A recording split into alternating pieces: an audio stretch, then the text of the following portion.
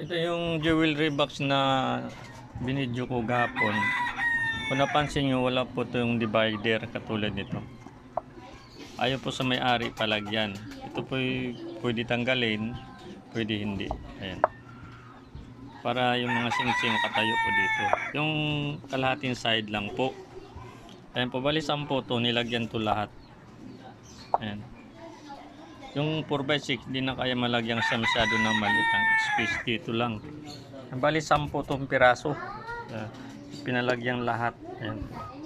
Ayan. Ayan siya. Bali nakapatong lang siya dito ng 3/8 na plywood para di masayang ang ilalim. Hindi rin to sasayad.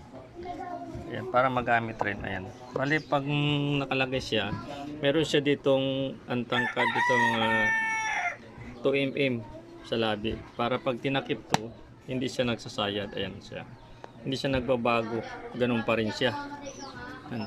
Ayan, bali ito, bali 1, 2, 3, 4, 5, 5 to. Mayroon dito yung isa, 6 na piraso na kasiksik. Bali ito siya lahat.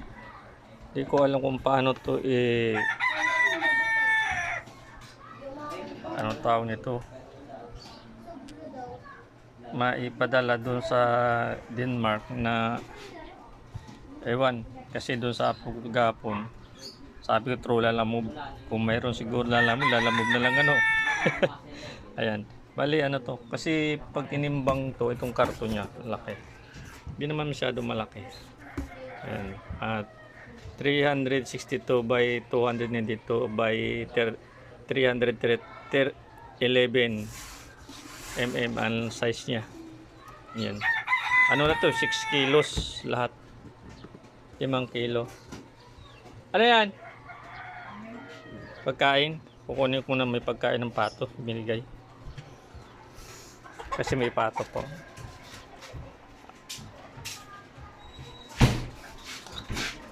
May ulam? Wala pa nga eh. Wala pa? Ito pa lang.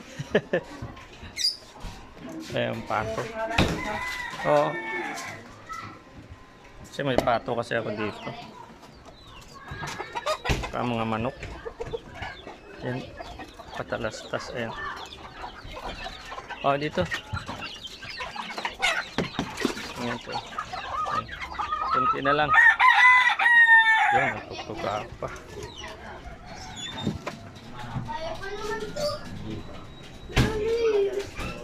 Oh, thank you. Hindi ko nilagay dyan kasi yung iba kasi may amoy na. Parang 1 linggo na yata sa bahay.